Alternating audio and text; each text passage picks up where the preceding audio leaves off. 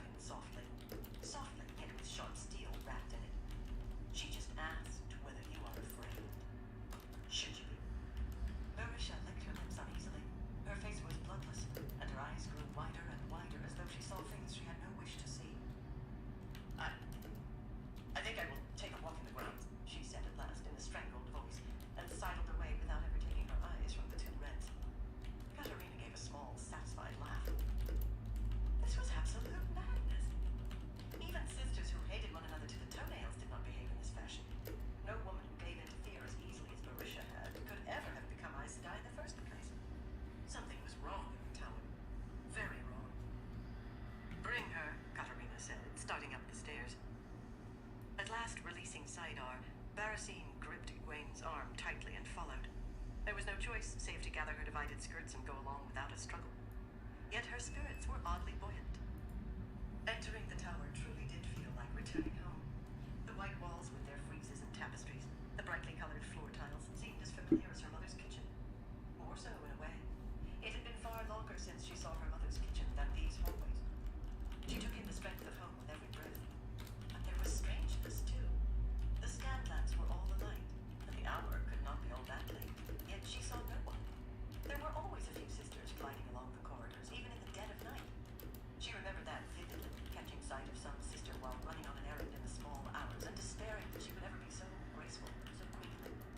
Aes Sedai kept their own hours, and some Browns hardly liked being awake during daylight at all. Night held fewer distractions from their studies, fewer interruptions to their reading, but there was no one. Neither Katarina nor Barassi made any comment as they walked along hallways lightless except for the three of them. Apparently this silent emptiness was a matter of course now. As they reached pale stone stairs set in an alcove, another sister finally appeared, climbing from below. A plump woman in a red-slashed riding dress with a mouth that looked ready to smile. She wore her shawl, edged with long red silk fringe draped along her arms. Katarina and the others might well have worn theirs to mark them out clearly at the docks. No one in Tarvalin would bother a woman wearing a fringed shawl, and most kept clear if they could, particularly men. But why here? The newcomer's thick black eyebrows raised over bright blue eyes at the sight of Egwene, and she planted her fists on ample hips, letting her shawl slide to her elbows. Egwene did not think she'd ever seen the woman before, but apparently the reverse was not true. Why, that's the Alvear girl. They sent her to South Harbor? Elida will give you a pretty for this night's work. Yes, she will. But look at her. Look at how she stands so. You'd think the pair of you were an honor guard for escort. I'd have thought she'd been weeping and wailing for mercy. I believe the herb is still dulling her senses, Katarina muttered with a sidelong scowl for Egwene. She doesn't seem to realize her situation. Barasine, still holding Egwene's arm, gave her a vigorous shake.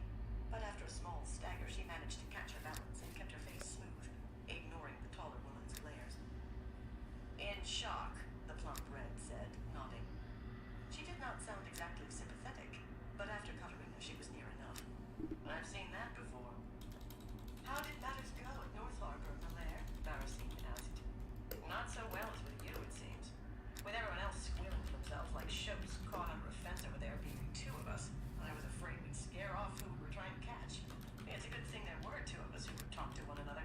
As it was, all we caught was a wilder. And not before she turned half the harbor chain to Quindiar.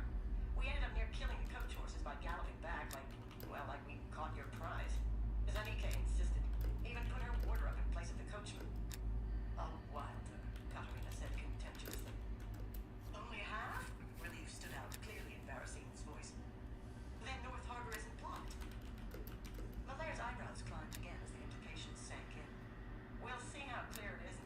she said slowly.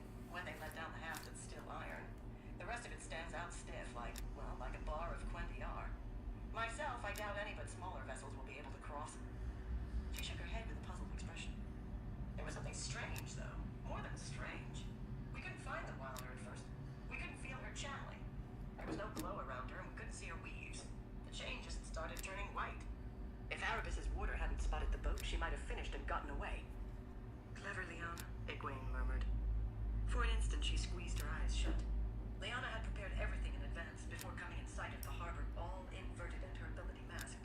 If she herself had been as clever, she likely would have escaped cleanly. But then hindsight always saw farthest. That's the name she gave, Malaire said, frowning. The woman's eyebrows, like dark caterpillars, were very expressive. Liana Sheriff, of the Green Aja. Two very stupid lies. Desala is striping her from top to bottom down there, but she won't budge. I had to come up for a breath. I never liked flogging, even for one like that. Do you know this trick of hers, child? How to hide your weaves? Oh, right. They thought Liana was a wilder pretending to be Aes Sedai. She's telling the truth. Stilling caused her the ageless look and made her appear younger. She was healed by Nynaeve Almira, and since she was no longer of the blue, she chose a new Aja. Ask her questions only Liana Sheriff could know the answers. Speech ended for her as a ball of air filled her mouth, forcing her jaws wide until they creaked. We don't have to listen to this nonsense, Katarina growled. Malaire stared into Egwene's eyes, though. It sounds senseless, to be sure, she said after a moment. But I suppose it wouldn't hurt to ask a few questions besides, what is your name? That worse didn't cut the tedium of the woman's answers. Should we take her down to the cells, Katarina? I don't dare leave Desala alone with the other one for long. She despises Wilders, and she purely hates women who claim to be Aes Sedai. She's not going to the cells yet, Katarina replied. Elida wants her taken to Sylviana. Well, as long as I learn that trick from this child or the other one.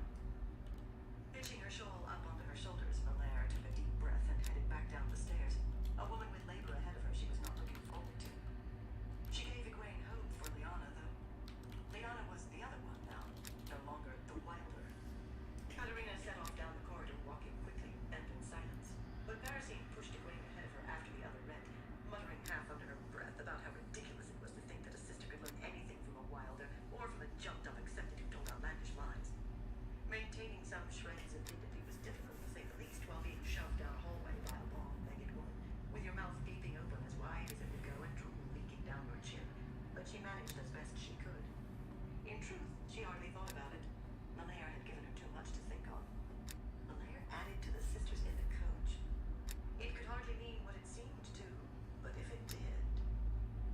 Soon the blue and white floor tiles became red and green, and they approached an unmarked wooden door between two tapestries of flowered trees and stout-beaked birds, so colorful they seemed unlikely to be real.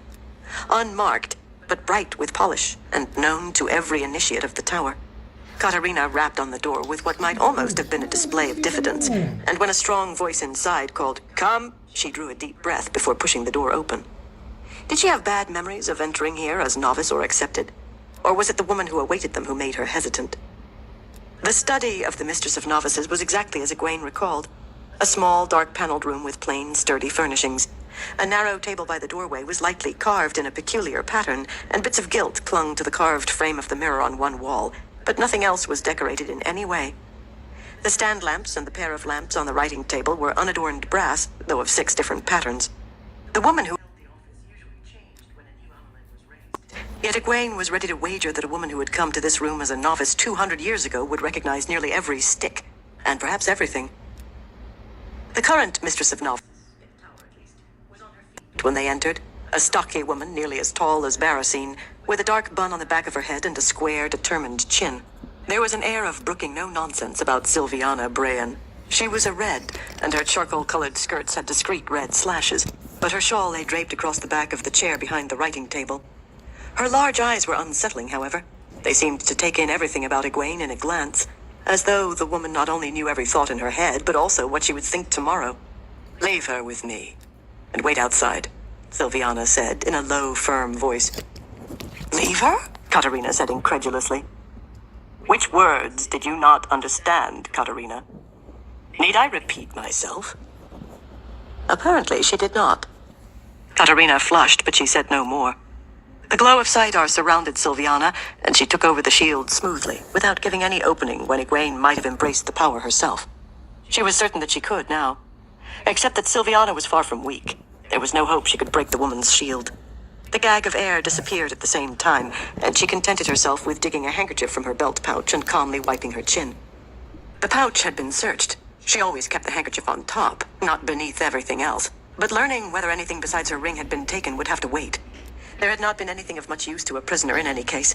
A comb, a packet of needles, some small scissors, odds and ends. The Amerlins stole.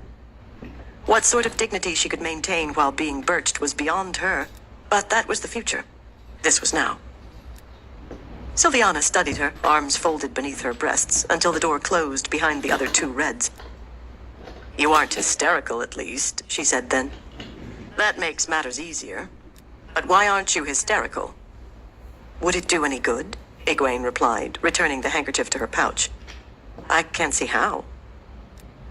Sylviana strode to the writing table and stood reading from a sheet of paper there, occasionally glancing up. Her expression was a perfect mask of Aes Sedai serenity, unreadable. Egwene waited patiently, hands folded at her waist. Even upside down, she could recognize Elida's distinctive hand on that page, if not read what it said. The woman need not think she would grow nervous at waiting. Patience was one of the few weapons left to her at present. "It seems the Amerlin has been mulling over what to do about you for some time," Sylviana said finally. If she had expected Egwene to begin shifting her feet or wringing her hands, she gave no sign of disappointment. "She has a very complete plan ready. She doesn't want the tower to lose you. Nor do I. Elida has decided that you have been used as a dupe by others and should not be held accountable. So you will not be charged with claiming to be Amerlin. She has stricken your name from the roll of the Accepted and entered it in the novice book again.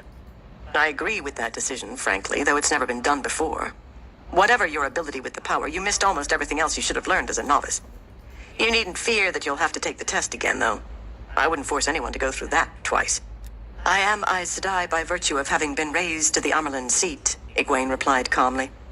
There was no incongruity in fighting for a title when claiming it might still lead to her death. Acquiescence would be as sharp a blow to the rebellion as her execution, maybe sharper. A novice again? That was laughable. "I can cite the relevant passages in the law if you wish." Sylviana arched an eyebrow and sat down to open a large leather-bound book, the punishments book. Dipping her pen in the simple glass ink jar, she made a notation. "You've just earned your first visit to me. I'll give you the night to think about it rather than putting you over my knee now. Let's hope contemplation increases the salubrious effect. Do you think you can make me deny who I am with a spanking?" Egwene was hard put to keep incredulity from her voice. She was not sure she succeeded. "There are spankings and spankings," the other woman replied. Wiping the nib clean on a scrap, she replaced the pen in its glass holder and considered Egwene. "You're accustomed to Shiriam Bayanar as mistress of novices." Sylviana shook her head disparagingly. "I've browsed her punishments book. She let the girls get away with too much and was far too lenient with her favorites. As a result, she was forced to deal out correction much more often than she should have had to. I record a third of the punishments in a month that Shiriam did because I make sure that everyone I punish leaves here wishing above all things never to be sent to me again." "Whatever you do, you'll never make me deny who I am," Egwene said firmly. "How can you possibly think you can make this work? Am I to be escorted to classes, shielded all the while?" Sylviana leaned back against her shawl, resting her hands on the edge of the table. "You mean to resist as long as you can, do you? I will do what I must, and I will do what I must. During the day, you will not be shielded at all. But every hour, you will be given a mild tincture of fork root." Sylviana's mouth twisted on the word. She picked up the sheet that contained Elida's notes as if to read, then let it drop back onto the tabletop, rubbing her fingertips as though something noxious clung to them. "I cannot like this stuff. It seems aimed directly at Aes Sedai. Someone who cannot channel can drink 5 times the amount that makes a sister pass out and barely grow dizzy from it. A disgusting brew. Yet useful, it seems. Perhaps it can be used on those Ashaman. The tincture won't make you dizzy, but you won't be able to channel enough to cause any problems. Only trickles. Refuse to drink and it will be poured down your throat anyway. You'll be closely watched as well, so you don't try to slip away a foot. At night, you will be shielded, since giving you enough fork root to make you sleep through the night would leave you doubled up with stomach cramps the next day. You are a novice, Egwene, and you will be a novice. Many sisters still consider you a runaway, no matter what orders Swan Sanche gave, and others doubtless will think Elida wrong not to have you beheaded. They'll watch for every infraction, every fault. You may sneer at a spanking now before you've received it, but when you're being sent to me for 5, 6, 7 every day, we'll see how long it takes you to change your mind. Egwene surprised herself by giving a small laugh, and Sylviana's eyebrows shot up. Her hand twitched as though to reach for her pen. Did I say something funny, child? Not at all, Egwene replied truthfully. It had occurred to her that she could deal with the pain by embracing it in the Aiel manner. She hoped it were, but there went all hope for dignity, while she was being punished at least. For the rest, she could only do what she could. Sylviana glanced at her pen, but finally stood without touching it. Then I am done with you. For tonight. I will see you before breakfast, however. Come with me. She started for the door, confident that Egwene would follow, and Egwene did. Attacking the other woman physically would achieve no more than another entry in the book. Fork root. Well, she would find a way around that somehow. If not, she refused to think about that. Katarina and Barasine were startled to say the least at hearing Elida's plans for Egwene, and not best pleased to learn that they would be watching her and shielding her while she slept, although Sylviana told them she would arrange for other sisters to come after an hour or two. Why both of us? Katarina wanted to know, which earned her a wry glance from Barasine. If only one were sent, it surely would not be Katarina, who stood higher. Firstly, because I said so. Sylviana waited until the other two Reds nodded in acceptance. They did so with obvious reluctance, but not enough to make her wait long. She had not put on her shawl to come into the hallway, and in some odd fashion she seemed the one out of place. And secondly, because this child is tricky, I think. I want her watched carefully, awake or asleep. Which of you has her ring? After a moment, Barasine produced the circle of gold from her belt pouch, muttering, I only thought to keep it as a memento of the rebels being brought to heel. They're finished now, for sure. A memento. It was stealing, was what it was. Egwene reached for the ring, but Sylviana's hand got there first, and it was into her pouch that the ring went. I'll keep this until you have the right to wear it again, child. Now take her to the novice's quarters and settle her in. A room should have been prepared by now. Katarina resumed the shield, and Barasine reached for Egwene's arm again, but Egwene stretched out a hand towards Sylviana. Wait, there's something I must tell you. She had agonized over this. It would be all too easy